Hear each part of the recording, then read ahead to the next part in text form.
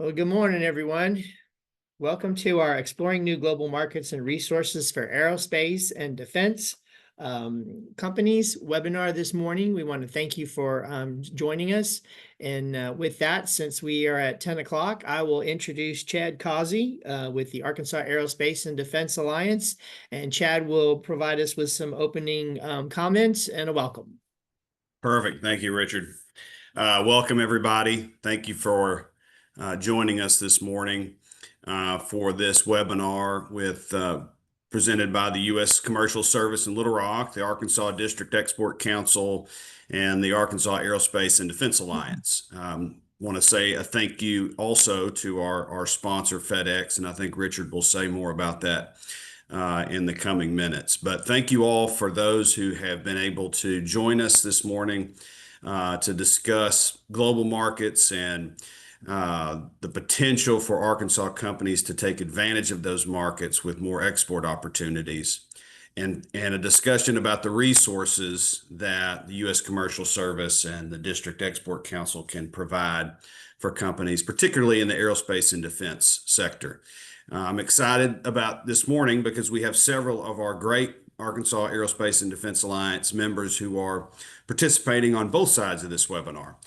Some who've tuned in to learn more, and some who are taking advantages of some of these resources and services that are offered and seeing growth and success in their businesses. We'll do a quick overview that Richard will take care of on the U.S. Commercial Service side and reasons for export. Jason Sproule will also join us from the U.S. Commercial Service to discuss more about resources there. And then I'm excited about the panel discussion that we'll have as well later on with several Arkansas and defense companies that can discuss how they're approaching and looking at finding new markets and utilizing the resources that are available. So with that, in the interest of time, we'll do some Q&A, and let's save those Q&A. Let's save the questions for the end. So as you have questions, feel free to add those to the chat. And then when we get to the end of the presentations and the panel discussion, then we'll open it up and answer some of those questions. And with that, again, thank you all for joining. Appreciate y'all being here, and I hope it's a useful information that you gained today. And with that, let me turn it over to Richard. Thank you, Chad.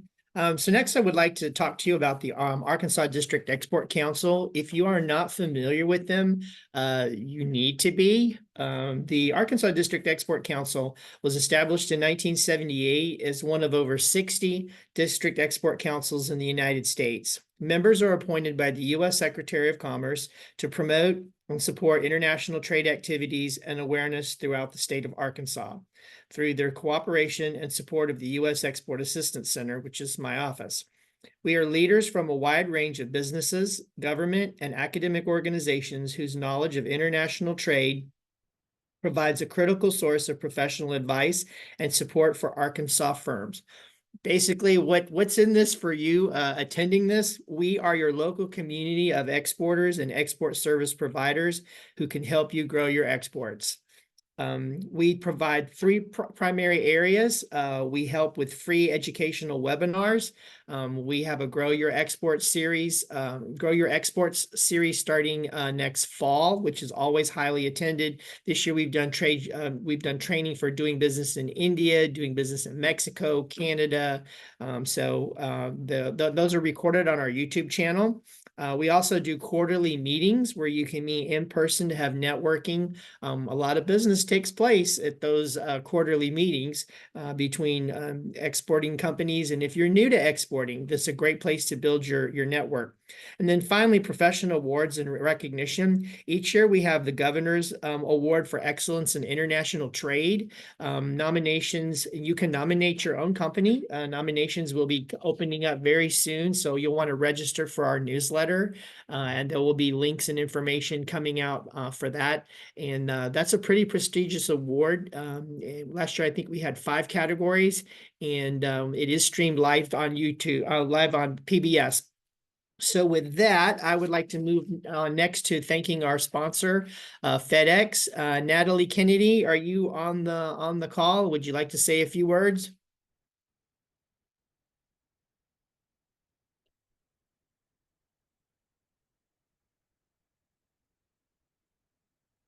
Oh, you're muted.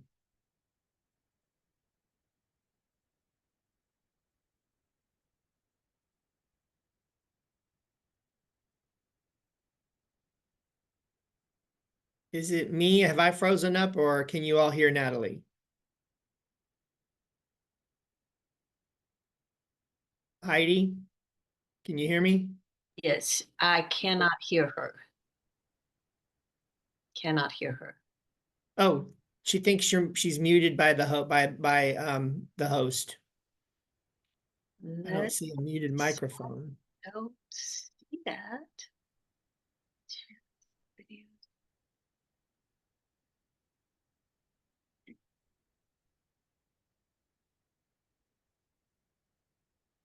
Know what the problem is. Maybe she needs to leave and come back in and see if that'll work. Natalie says, thank you for allowing us to sponsor. We are grateful to support from FedEx. So Natalie Kennedy is with FedEx, and her contact information should be provided at the end of the webinar. So if you need some shipping solutions, FedEx is it, right? Natalie, if you get it on, you can come back in on the back end when we thank everybody, if that's okay. Super. And Natalie's one of our Natalie attends our district export council meeting. So the next thing I'd like to do is we'll move into an overview of the U.S. commercial service. That's me right there in all the glory. I love this job. It is a great opportunity to serve our state and our exporting community and our small to mid-sized enterprises. So with that, I'd like to share my screen, and give me just a moment and I will share.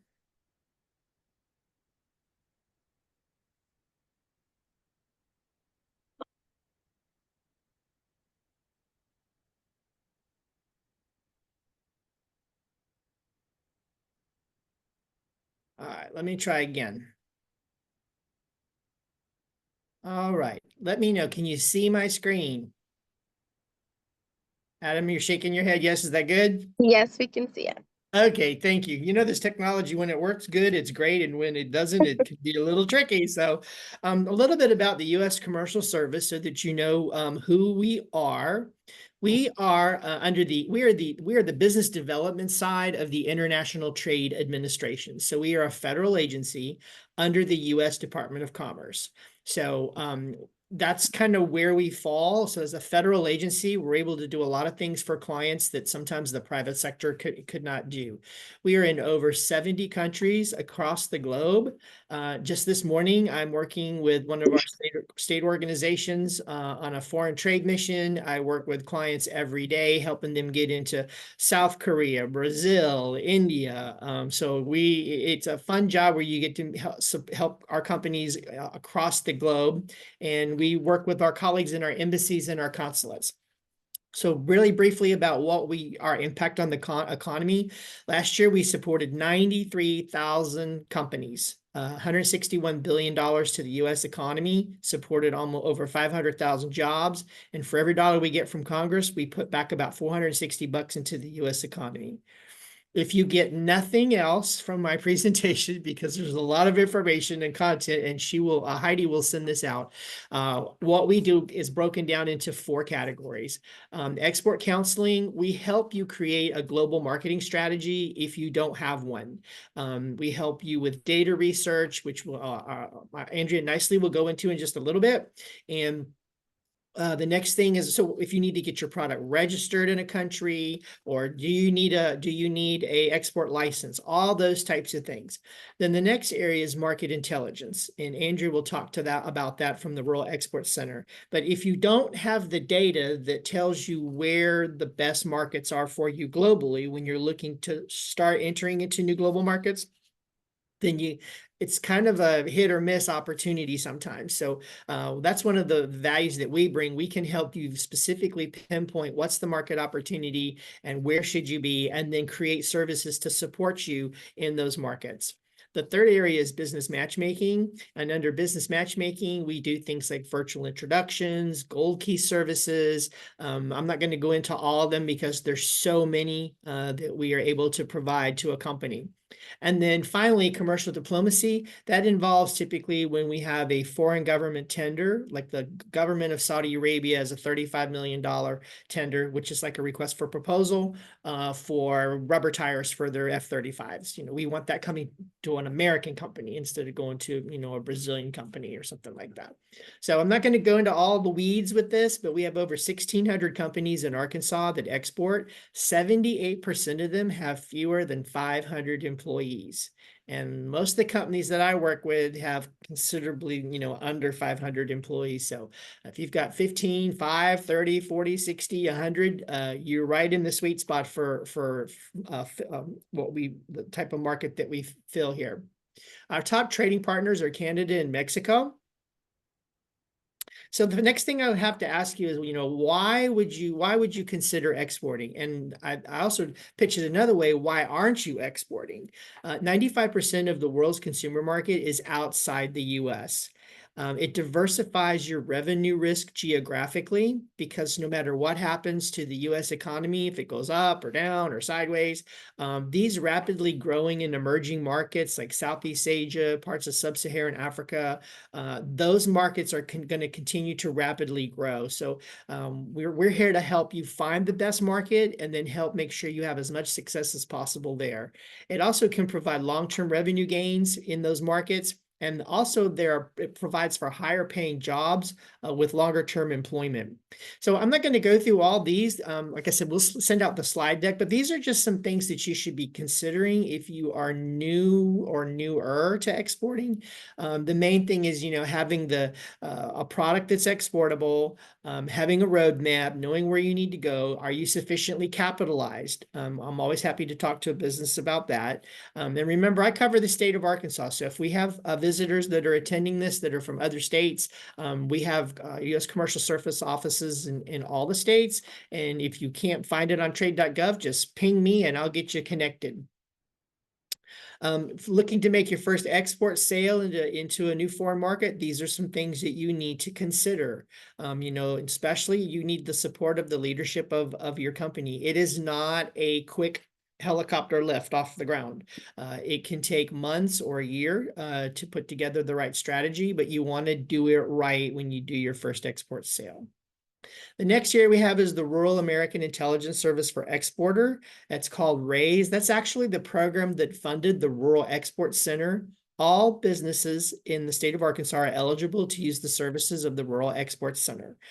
So one of the main caveats that we have as a federal agency is that if you are selling a product, you're in defense and security, it has to have at least a 51% U.S. content. So if the value of that aerospace digit or widget is $100, at least 51% needs to come from U.S. content, copyright, patent, that type of thing. So the Rural Export Center, they provide a lot of services. If you're not familiar with them, I would suggest that you visit the quick little video, which is recorded on our YouTube channel. It's a great short video. I work, I think, every single day with my clients with the Rural Export Center because they are the data analysis gurus. They're the ones that help create the roadmap, and then I help make those introductions and help you figure out where you need to be. We have some great resources on trade.gov, which is our main website.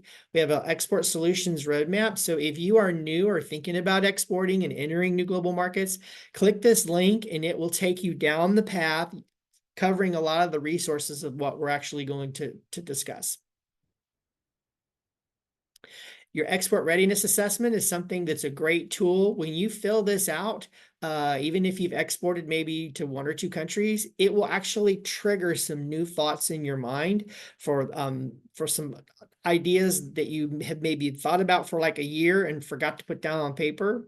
And then we have a couple of other resources, especially this country commercial guide. So each year, the U.S. Embassy in every country where we have an embassy is required to update their information about what's it like as an American company to do business in, I don't know, let's just pick Brazil, right? What's the stability of their currency, their government? Do we have similarities? Do we have a free trade agreement? All those types of things. The next thing I would suggest you do is you want to register for the aerospace and defense sector newsletter that comes out sometimes monthly, sometimes quarterly. I don't know how often it comes out, but anyhow, you want to register for that because that will tell you where we will be having our trade shows so that you can get registered and vetted to attend if you would like to attend that, as well as any updates that are going on in the industry. Lastly, I've included some additional resources. So we work closely with Arkansas Economic Development Commission and also World Trade Center Arkansas. So they're state funded. So you've got resources on the state side and you've got us as resources on the federal side. And then the U.S. Small Business Administration Office of International Trade, that's for long-term capital to, expand your manufacturing facility, your equipment, that type of thing. And then the Export-Import Bank of America, they actually can provide a guarantee and finance foreign accounts receivables to companies, overseas companies and governments that get approved. So that might be an ace in your back pocket if you are competing against a company that cannot offer any terms on financing. And I did mention the Arkansas District Export Council. So please think about applying for the Governor's Award. That will take place on October the 17th, I believe it is. And also make sure you register for the newsletter. And with that, I am going to stop sharing and I am going to introduce, we are very lucky to have him today. I'm going to introduce Jason Sproule with their U.S. Commercial Service out in California. He is the global team lead for aerospace and defense. And we're also going to have Pavel Sevastian. He's the commercial trade specialist in Montreal covering aerospace in Canada. And he's going to share some tips on what it looks like for from his side, what he sees from Canadian aerospace and defense companies. What are they looking for specifically in U.S. companies to export? So with that, I'm going to turn it over to Jason. And Jason, if you can go ahead and present, we'd appreciate it. Thank you, Richard. Hello, everybody. My name is Jason Sproule. I'm a colleague to Richard Duda. I'm based in Southern California. I've been here for many years, over 20 years, and just like Richard, I serve the same functions, and I've been working with aerospace and defense companies out here to help them export for the last 25 years now. The reason that I'm speaking to you today is because in addition to us serving as trade specialists and helping companies export, we also form teams so that we can create specialized programs for the industries that we serve, which is aerospace and defense in this case. So I happen to be the current aerospace and defense team leader, which is a position that rotates amongst all my colleagues across the US. And I'd like to highlight a few of the types of programs that we organize for aerospace and defense companies. And we could put them into probably 3 buckets. So we create informational webinars, we organize trade missions, and then we go to trade shows. So to start with the informational webinars, today happens to be a webinar day. I have 3 webinars today, so I'm on one now presenting to all of you. But earlier this morning, we had our UAE defense webinar briefing. So that webinar this morning, we had about 300 people that were on the line to hear about the trends and the things that are going on in the defense space in the UAE. Typical types of speakers on our webinars, of course, you'll have our U.S. Embassy colleagues who will be on there, so you can hear from the political military folks about what's going on in defense. You'll hear from the DoD folks, our commercial folks are there. And then in addition to that, we like to bring in the local government to give their perspective, so you can hear from the source, what's really going on in the government. So this morning we were able to have Tawazu, which is an interconnector in UAE. So they were able to brief the audience on what are their plans and priorities in the defense space for the UAE in the next 12 to 18 months. We tend to have webinars maybe once a month, going to different markets. Like I said, today is the webinar day, so later this evening, we're going to have a Philippines defense webinar. They don't always take place on the same day, but we happen to have two today.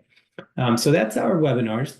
I'd like to say that we will be putting everybody who's on this webinar today, who's a attendee, we'll be adding you to our mailing list, so you'll be able to receive the updates and notices as we put out webinars and trade missions and whatnot.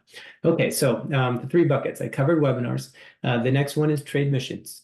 We organize trade delegations of companies like yourselves, and we put together wonderful business development programs in overseas markets. We did 3 last year. We went to Taiwan, and we had a UAS, counter UAS drone trade mission. We went to the Nordics. We were in Sweden and Denmark. And then we also went to, I believe it was Korea. Next year, we're working on them right now. We're going to have 3 webinars that we'll be producing next year, beginning in January, and then April, and then June. And in that order, the first one will be a trade mission to Japan. That will be timed so that it'll happen just before the Singapore Air Show. So hopefully folks can attend the program in Japan and then get on the plane and then do the next half of the flight over to Singapore. After that, we'll be organizing a trade mission to the Nordics again. This time it'll be going to Norway and the Baltics. That'll happen around April. And then we're going to finish off our program with a trade mission to Austria and Hungary. That'll take place in June of next year. All of them will be defense focused. They are intended to help our participants to find local partners, but more importantly, to connect you directly with the Ministry of Defenses in each of those markets, so that you can hear directly from them what their priorities are and hopefully make connections that'll last to business. Okay, so that's the second bucket, trade missions. Then trade shows. We are at defense trade shows. We're at the Paris Air Show, the Farnborough Air Show. We're at the US shows. You'll find us at AUSA. Our purpose at that shows are twofold, I'd say. First is to get out and meet as many aerospace and defense companies like all of you, so that we can introduce you to all that we have to offer in the commercial service to help you export. And then second, we like to bring overseas buyers to those trade shows. So if you see one of us at a trade show, please talk to us. Ask us if we have an overseas colleague with us and if they're there with a buying delegation, so that you could possibly connect with them. Okay. I mentioned that I'm going to put you on our distribution list. We have a couple of things I'd like to highlight there. Once you're on our distribution list, not only will you receive our notices, but you also receive our newsletter. So there might be some information there that's of use to you.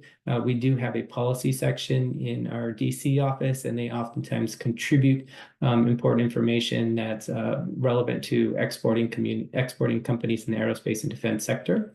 That same office also produced a defense industry handbook, which is sort of the 1, 2, 3 for defense company as they export. I would suggest all of you check that out. It's on our website, and you'll be able to easily link to it from our notices that we send out, our newsletter, and I'm sure Richard will include it in the notes. Now, that being said, I think that Richard would agree with me that while we love to talk to companies and tell them about exporting and do everything we can to encourage them to do so, the true value of our organization is our local expertise. Our colleagues that we have embedded in all the U.S. embassies and consulates overseas, they truly are the individuals that hold the business knowledge and expertise in each of those markets, and they are there to help you, companies like yourselves, so that you could succeed in each of their markets. Today, we're very fortunate to have one of those colleagues with us. We have Pavel Sevastian from our office in Montreal. And so you're going to get a not so often had experience by speaking directly to Pavel on our webinar today, or hearing from him. He's, I think, going to give us a very quick briefing and tell us more about some of the great things that he can do for your company. And just keep in mind, when you're hearing from Pavel, is we have folks like Pavel replicated around the world who do the exact same thing, and they're all there wanting to help you. So Pavel, I see your presentation. Maybe it's a good time for you to come on screen. Good morning, everyone. So today I'll be giving a quick overview of the Canadian aerospace market, and I will focus mainly on Quebec. The US economy is characterized by a relatively low trade to GDP ratio compared to many smaller nations. Did you know that only 5% of the US SMEs export? And those that do that, they only sell to 58%, only 58% of them sell to only one market. And we're here to help. So 36 US states rank Canada as their #1 export market, and 46 states rank Canada as one of the top 3. The US exports to Canada exceed total US exports to China, Japan, and Germany combined. Canada purchases half of its worldwide imports from the United States. If I can give you a perspective, almost 1 trillion per year, or 2.5 billion each day in bilateral trade. When we talk about Arkansas, Canada is Arkansas's #1 export market. Arkansas sells more goods to Canada than to its next 2 largest foreign markets combined, Mexico and Japan. And the province of Ontario is Arkansas's top trading partner, with Quebec coming second. Canada has the world's 5th largest aerospace market and is the world's 3rd largest civil aircraft manufacturer. Canada is largely a civil aircraft manufacturing, about 80% civil and 20% military. The Canadian aerospace industry is projected to grow by about 9.7% from 2021 to 2026. And this is largely driven by exports, which made up about 70% of Canadian industry revenue last year.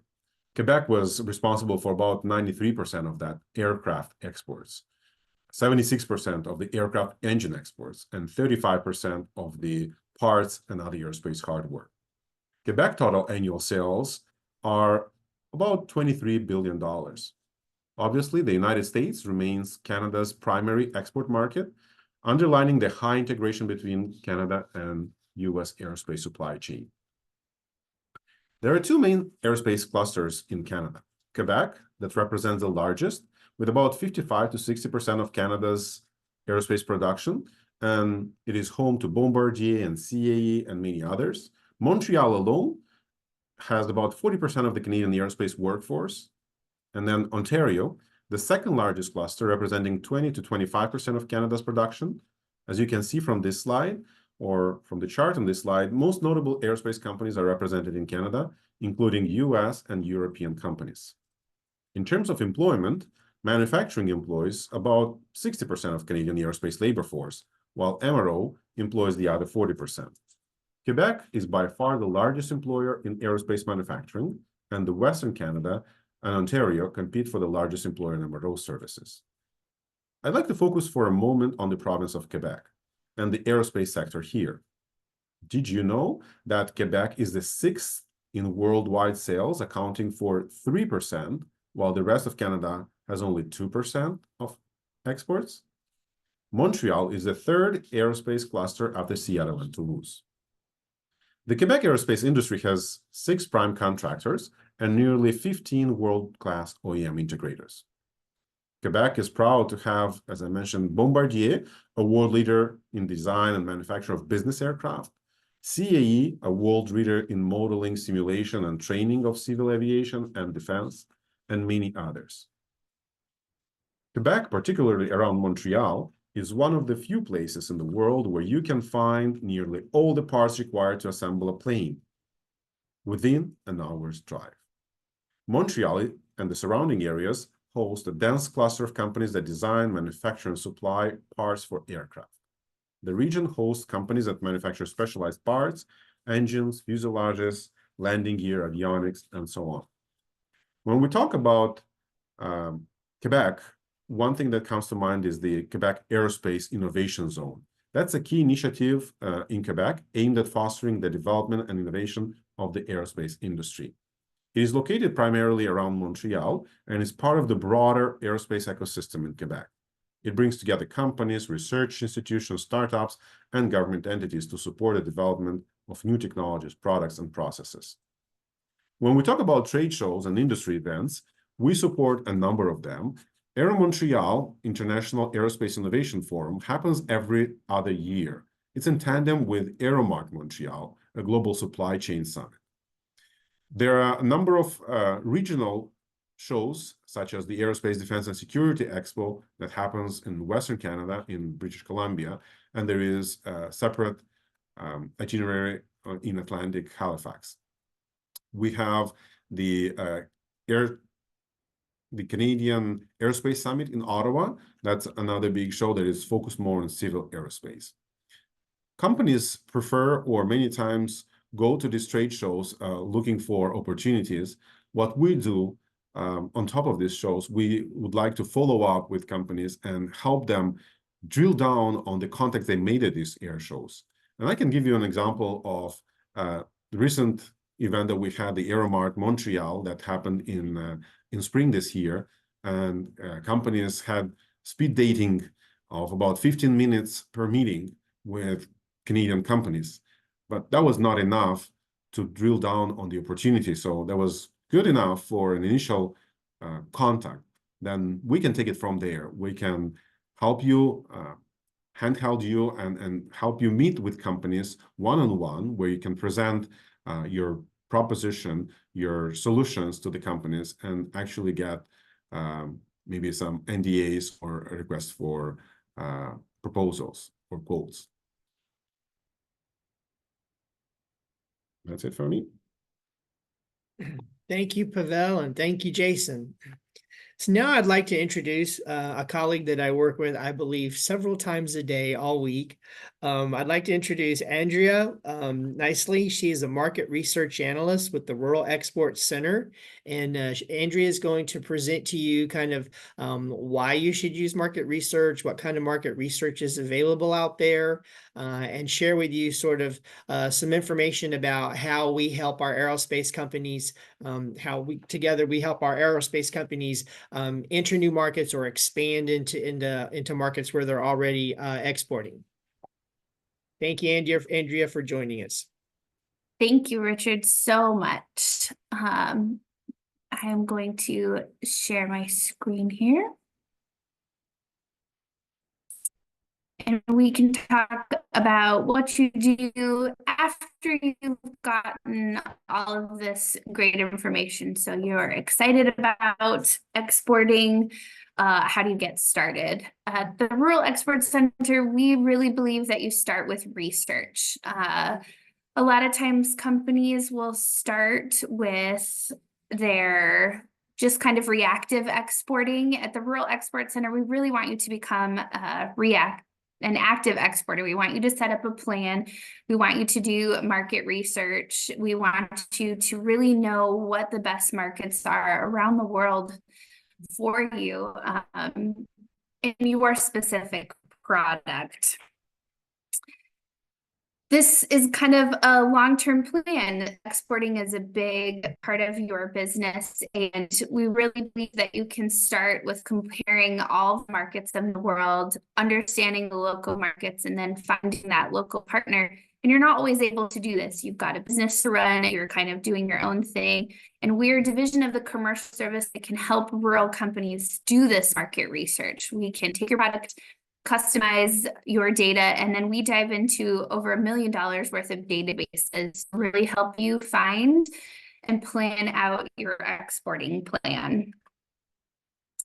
So we start with a big global overview of all the countries of the world in a database approach for exporting. So we can share 25 or 5, we have like a large matrix and a smaller matrix to see where your product is going to go, what markets are going to be great around the world for your specific market. So we put together this quick version of an Arkansas aviation company that's exporting aerospace parts.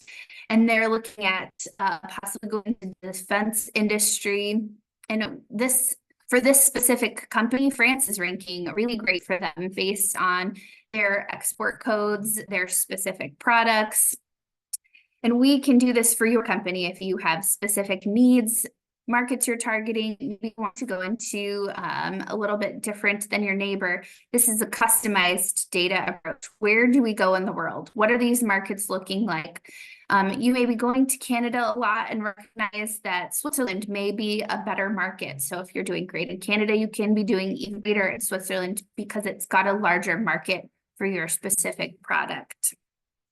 Once we've decided where we go in the world, what do you do with that information? We've got this ranking, got a country chosen. The next is some in-depth research into that country. So what is that specific market looking like? How does it work for my product? What are we looking at? And who am I going to work with once we get there? What do the partners look like in that country? The Rural Export Center is kind of perfected country reports, again, customized to your company, helping you identify partners, looking for questions that you have about that market. So if you're going to go on some of those trade missions or trade shows that Jason was talking about, it's really great to talk to your partners from a point of knowledge. You know what's happening in that industry, in that country. You know who the players are. And we can put that together for you so that you can step into those trade shows, trade missions, business meetings from a point of knowledge about what is happening.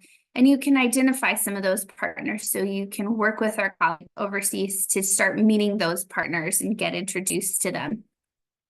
We can also help get your website ready for internationalization. That's not always something that companies think about.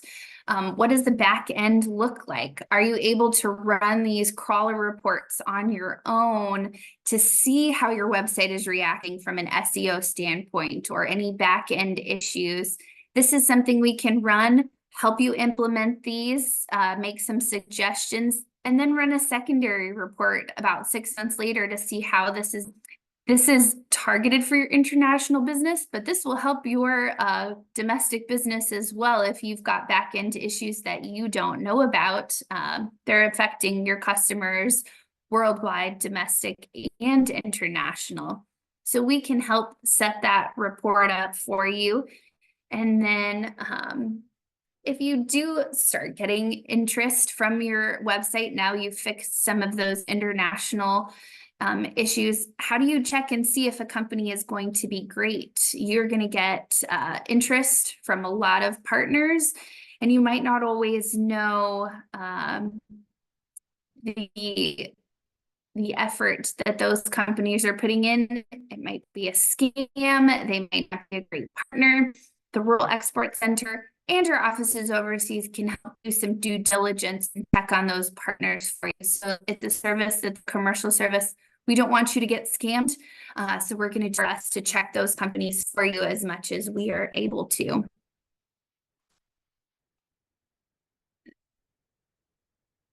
So we really want you to set up for research and get ready to know what markets you're stepping into. Thank you so much, Richard. Thank you so much, Andrea. And one of the last things that was on that last slide was we actually have the ability to help you vet a company that you are looking to do business with overseas. So let's say, for example, you're looking to enter the market in Brazil and you're not really. We have a service called a rec check, which is a background check on that company in country. So they'll research things here on this side in the US of the company and then reach out directly to Post, which is our embassy or our consulate staff, and find out information so that we can help you make a really good decision based on knowing about, you know, that company. Are they in good standing with their taxes? Is there any criminal backgrounds and all that sort of stuff? So with that, I'd like to move on next to our next session, which is really the fun part, I think, and that's going to be our roundtable with our panelists. So what I'd like to do is share a little bit Thank you, Heidi, for putting up the slides here. So we have three panelists that are going to join us. All three are very established customers of the U.S. Commercial Service and involved with the District Export Council, by the way. And so I think you're starting to see some trends in terms of top exporting companies. So the first one is American Fuel Cell and Coated Fabrics, AmFuel, and we will have Adam speak to that. His company. And then the next one, Heidi, can you pop up the next slide? The next one is Power Technology. And the third one is Modern Chemical with their blue gold. I think it was the previous slide. With blue gold, and they're in the aerospace industry, and they make a water soluble. Did I lose you? Am I back? I'm having some internet connection. Can you hear me? We hear you just fine. Okay, thank you. Next one is Modern Chemical in Jacksonville, Arkansas. So with that, I'd like to have Mariah and Adam and William, if you would unmute your mics and just introduce yourself and then tell them a little bit about your product, and then I'll go into the questions to the panelists. So Adam, we'll start with you, please. Okay, can you hear me okay, Richard? Yes, perfect. Thank you. Great. Thank you for the invitation today and all of the work that the U.S. Commerce Service does. A little bit about AmFuel. They were actually purchased out of bankruptcy at the end of 2018. Since then, we had been involved in a full-blown turnaround, and now we've completely transformed the company from top to bottom, which sets us up to continue to grow our export sales. AmFuel makes flexible, crash-resistant, and ballistic fuel bladders for fixed-wing aircraft as well as helicopters. We serve mostly the military, U.S. as well as foreign allies. You can see the CH-53K King Stallion for the Marines. It's the newest heavy-lift helicopter. Those fuel bladders hold several hundred gallons. If they're shot at, they self-seal and enable the warfighter to get back to a safe landing area. I am an operational advisor to the company, so I've been a part of the transformation. Specific to this event, I'd like to say that, share what I've gone through and my learning as well as for AmFuel is I actually started my journey through the Apex accelerators, which are a resource to help you do business with the U.S. government. That was probably over 10 years ago. And through that, I learned about the commercial service. And I've actually attended many of the seminars that Jason Sproule has organized over the years. I find them incredibly helpful. There are two sources of value that we have experience every day at AmFuel. One is just a tremendous amount of knowledge that we gain on export, because it's very complex. We have worldwide market that we serve. And then basically commerce as well as the District Export Council and other resources we've been talking about are like a force accelerator, force multiplier for us. So we have had introductions to commercial services in other countries. I'm actually going to another country tomorrow to meet with somebody in Japan from the commercial service, as well as learning about Arkansas-specific resources, such as Arkansas Economic Development Commission, of which I just learned through Richard that we have an Asian director there who I will also meet with when I'm in Japan. So appreciate all of the learning and hands-on assistance we've received, and we continue to grow, and we're actually working on another multi-million-dollar sale right now as we speak. Thank you. Thank you, Adam. Mariah, would you like to introduce yourself, please? Absolutely. First and foremost, I just appreciate the Arkansas District Expert Council having me here as a panelist, and I'm super excited that the Arkansas Aerospace and Defense Alliance is a part of it for the first time. So I'm really looking forward to the future on that. For those who don't know me, my name is Mariah Spencer, and I am Vice President of Modern Chemical, home of the Blue Gold Industrial Cleaner. And what we do is we provide a eco-friendly, biodegradable, non-toxic, non-flammable cleaner degreaser that is used in manufacturing and B2B industries like aerospace. We are used in this meticulous industry. We're heavily tested, which has allowed us to kind of dip our toes into this. And it's actually over the years became our bread and butter. So we actually started in 1972, and we've been exporting for about 50 years. And honestly, that's just kind of what we are. We are a cleaner degreaser, and we have started here in Jacksonville, Arkansas. We have expanded globally, and we strive to continue to do so. Thank you, Mariah. Now I'm going to introduce William Burgess. Hi, good morning, everyone. My name is William Burgess. I'm a co-CEO at Power Technology in Little Rock, Arkansas, where we manufacture laser products for the aerospace industry. We like to say that we help laser-guided munitions find their targets. So we're involved in a number of programs with many of the large military companies out there, Boeing, Raytheon, Lockheed Martin, and the like. Largely involved in weapons testing systems, testing those laser-guided bombs and missiles is an important part of making sure that our stockpile of munitions in the U.S. is readily available whenever the warfighter needs it. So we've been manufacturing laser products since 1969 in Little Rock, and the aerospace market is one of our best markets. We export largely to Asia and Europe to support those markets. Thank you. So I'm going to start with a couple of questions. We'll have we got time, 15 minutes, 10 minutes. We've got three different little sessions that we want to get your input. So let's start with, how do you approach finding and entering new markets? So William, since I have you already queued up here, I know you're looking into entering some additional new countries. Kind of what's your approach, and how do you do that?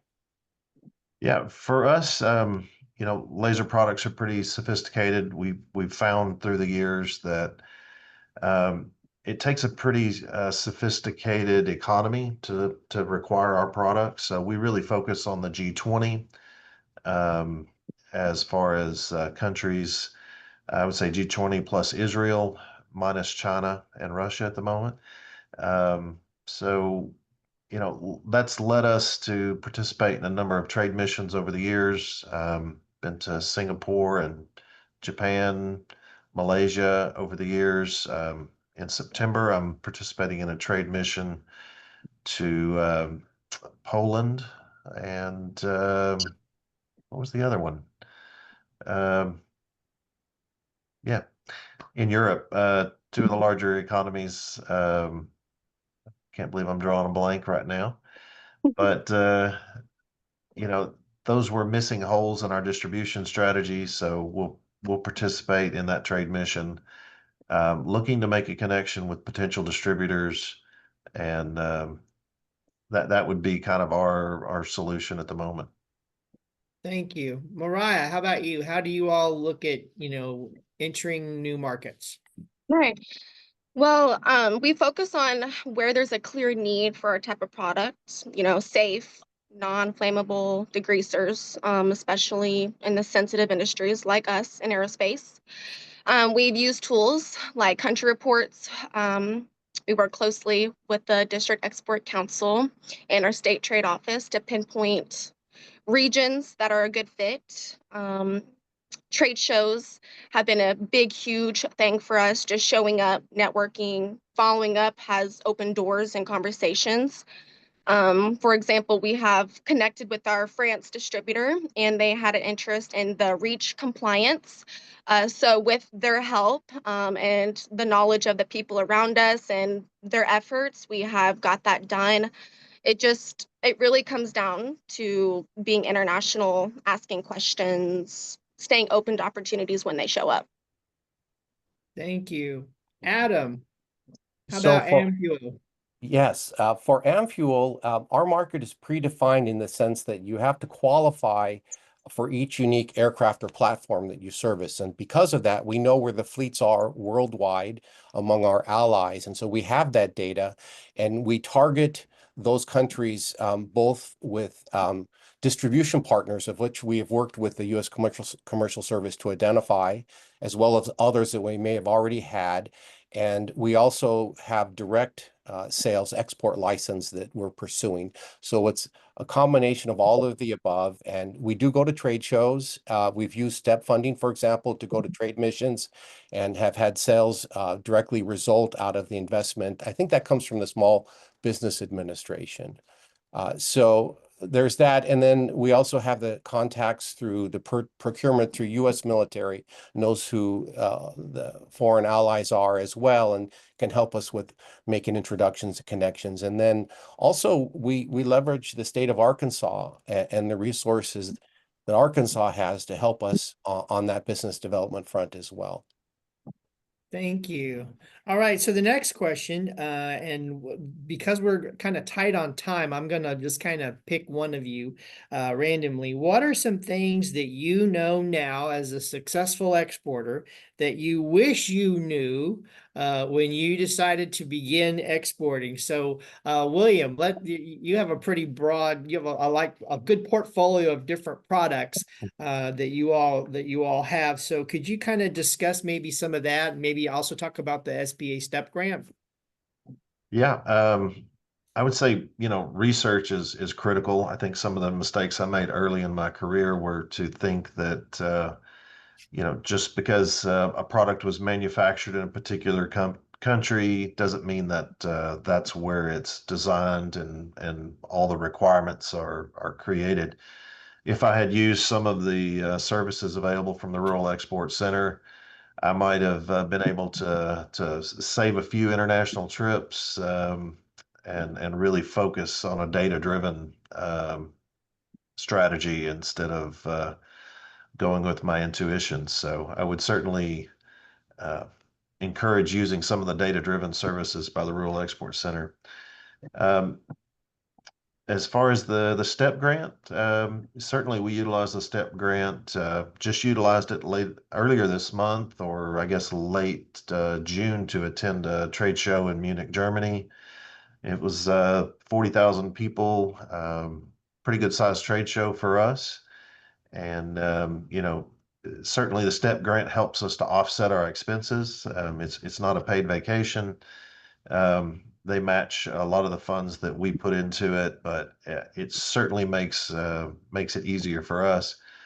In addition to attending the trade show and exhibiting and meeting the participants, we also have what we call our distributor training breakfast on Wednesday mornings of that trade show.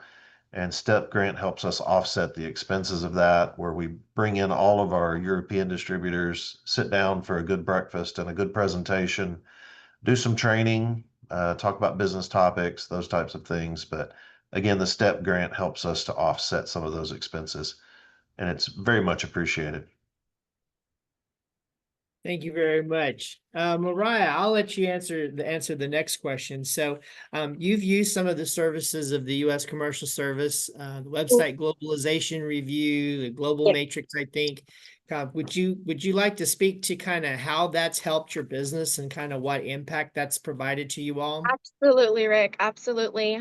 So the global matrix and the country reports, kind of going back, it helps you make comfortable decisions, because what they do is the Rural Export Center, Rick said they are the gurus, right, for all of the data and analyzing everything. And it's very true. The details that they put in these reports is phenomenal. I mean, I don't think I could have done a report that well by myself. So having these experts gather all the information, they help you where you would be best fit for the industry that you're in and what you offer in different various regions. They help you find trustworthy, reliable partners, distributors, suppliers.